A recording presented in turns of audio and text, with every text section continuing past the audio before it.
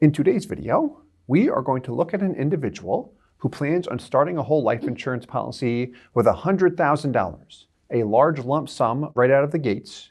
Then he wants to commit to a small amount of $4,000 per year. This is his annual minimum. But if things go as he thinks they will go, he wants the ability to add more money, a maximum of about $30,000 per year. So what we've got is a 35-year-old individual starting with a lump sum of $100,000. So he's done a good job up until this point. He saved $100,000 more than that. This is the amount he wants to add to a policy. Then commit to $4,000. And if things go well, he wants the ability to add up to $30K per year. So this is very common among individuals we work with. When someone's interested in a whole life insurance policy, they want to maximize the cash value. It's common to see a design like this. When we've got this piece here, then $4,000 per year, what this is really the minimum premium that he's billed for every year. So he wants the policy to be set up with a minimum amount that does not feel like a burden, but if things go very well, or as he expects them to, he can add up to $30,000 per year. What I'll add here is that it's $4,000 through $30,000. So if things go decent and he can pay $4,000 and maybe a little bit more, it doesn't have to be 30. Some years it might be 10. Some years it might be 20. Some years it might be 0. He can even elect to not even pay the premium and then resume payments again in the future. So what we're going to go through here is the specific design of the policy, so you can see exactly what a policy like this should look like, and then we'll look at different funding scenarios. So let's begin with the stereo instructions, also referred to as the illustration.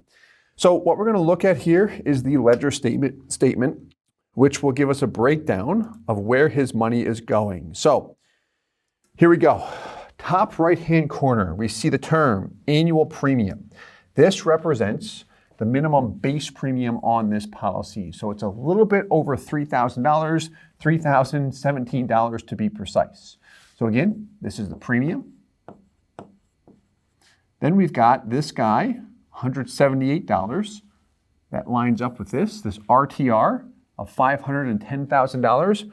RTR stands for Renewable Term Rider. So what this is, we've got $510,000 of term insurance attached to the policy.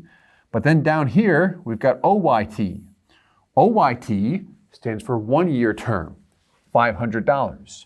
This is another term insurance rider. So we've got a lot of term insurance attached to the policy, which is actually one of the best ways to keep your premium at a minimum and maximize the cash value. So the true minimum commitment is the base premium plus the renewable term rider plus the 1 year term rider.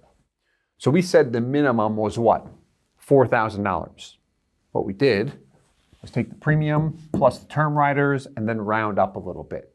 The true minimum would be these three here. So we just rounded up to the nearest 1,000, and everything that we round up just goes into P ways.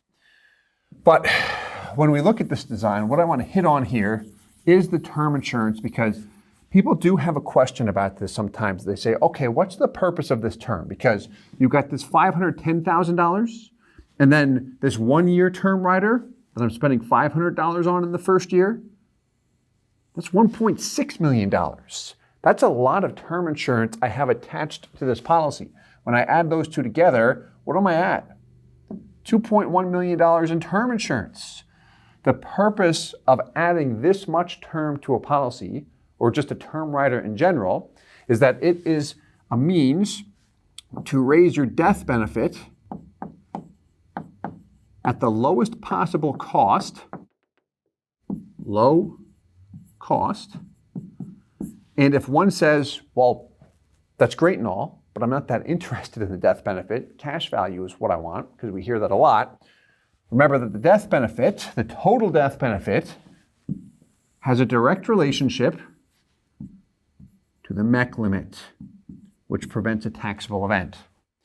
So this death benefit, $2.3 million, for this 35-year-old male, gives him a MEC limit of $100,000, meaning we've got the minimum amount of life insurance needed to be able to pay $100,000 into this policy without triggering a modified endowment contract, which would result in a taxable event, which we don't want, because when we look at the core benefits of the cash value, they are what? Safe, liquid, and tax-free. Tax-free if we don't trigger a MEC or trigger another taxable event, such as cashing the policy out with a gain. But key point there, term insurance is a cost-effective way to raise the death benefit, which allows you to keep the premium at a minimum. This way, my out-of-pocket commitment is at a minimum, and also the premium takes the biggest bite out of the cash value. This does not show up in cash value in year one. It's also what I'm committed to. So by reducing the premium to the minimum, that allows me to keep the cost at a minimum and maximize the cash value. A lot of additional information there. Let's continue on. So what we've got here when we look at the actual illustration, we see $100K in the first year. $100K goes in, there's the lump sum. There's the first year cash value, about 94%. What's not showing up in cash value? The premium, the term rider costs, and there are PUA fees. So that's why we've got a total of $6,000 not showing up in cash value in year one. Now, when we look at the net premium and net after-tax outlay column, this represents how much you're paying every year. So we're funding the policy $100K in year one, then $4,000 per year thereafter. This guy, cumulative net AT outlay, AT represents after tax.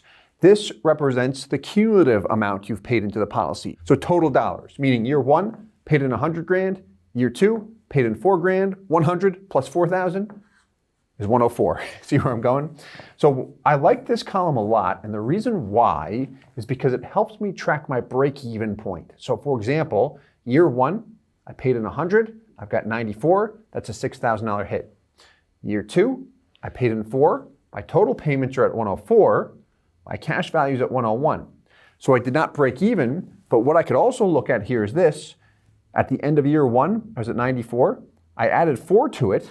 4 plus 94 is 98. So I got my 4 back and a little bit more on top of that, which is why my cash value is at 101 and change.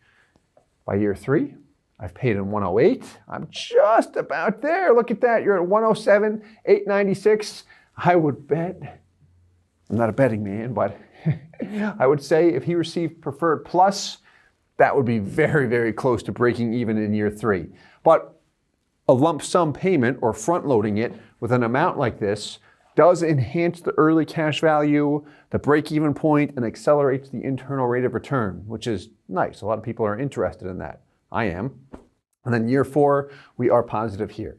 So this is always nice to look at, specifically a minimum funding illustration, because this displays what does the policy look like if I add my lump sum and then pay just the minimum thereafter, which I know I can do, which is, we're assuming this is what the individual is stating. It's common for us to hear this from individuals. I know I can handle this no problem. I want to pay into it until I'm 65, or I'll just pay that minimum $4,000 forever. So that's the illustration displaying just the minimum. Then what we would do is also illustrate what it looks like if he adds more. So we've got different scenarios here. What you'll notice if we go back and forth here, so here's an example with 30 going in per year. Look up here. Here's your funding, but up here, premium, term rider, term rider. Let's go back to the minimum example. Premium, term rider, term rider. Identical in the first year. The only difference is that we're illustrating more money after the first year. So here's a question for you. If you're looking at these two illustrations, do you have to pick one when you start the policy? And then whichever one you picked, you're locked into that? No. The purpose of showing two illustrations like this that are the exact same policy is that it shows you what the policy will look like if you fund different amounts. Because as time passes, remember, you're setting it up where you're only committed to $4,000, and then everything above that $4,000 number can be added at your discretion. So here we go. On the left, we've got the illustration we just looked at. That's the 100K lump sum plus 4K per year thereafter, and we just ran this indefinitely. Very attractive break-even point considering just the minimum is paid thereafter, and that's because of that large lump sum. You've got a $3,000 base premium, and you're slugging away $96,000 into PUAs minus the term rider costs. Like, that's why it looks so good up front. So we look at the next year, or the next illustration. What do we have here? Well, here we've got the plan. So this is what the individual is planning on doing, what he thinks he can realistically fund. Year one's identical. So when we look at these illustrations, is there any difference in year one? No. Cash value, death benefit, everything is the same. The difference is this. Here's his plan. Up until the age of 50, he wants to fund $30,000 per year. Now, he doesn't have to. How this is set up is where he is billed for this every year. So he's paying $4,000, and then at his discretion, he can add more PUAs to the policy of another $26 per year. But again, he's not billed for it. So he wants the ability to add a lot, but he doesn't want to be committed to it or have it feel like a burden, which I get 100%. And we see individuals do that at all funding ranges, whether it's 30K per year, 300,000 per year, or 7 figures per year. There's a small business we work with where the owners, they're two business partners, they've got policies on themselves. They're set up to handle almost $2 million per year in funding annually. However, they set them up where they're committed to about 10% of that. This way, they're committed to a small amount and can dump more money into the policy at their discretion. This way, it's very, very flexible. So we see this type of mindset and approach really at all levels because it's very flexible. Here's also what I want to show, and we'll end with this illustration. Here's the same policy, and you'll notice it's identical in the first year, but stopping at age 40. So the last year he funds it, when he's 40, which is year 6, which also gets a total of $250,000 into the policy. So what we've got here, here's his plan, what he wants to do. Here's what he's setting up as far as what he's billed for every year, committed to. This way, it never feels like a burden. He sees that and says, okay, I can do that, no problem. And then what we've got here is, hey, what's it look like if I stop at age 40? This is when I get a total of $250,000 into the policy. If I decide that I don't want to continue to fund this policy, like, can I just stop? The answer is yes. You could even stop much earlier than this. You could stop after the first year or second year, no problem. But here, we've got a clean $250 going in. The break-even point was year 3, where he paid in $160, and his cash value was $160.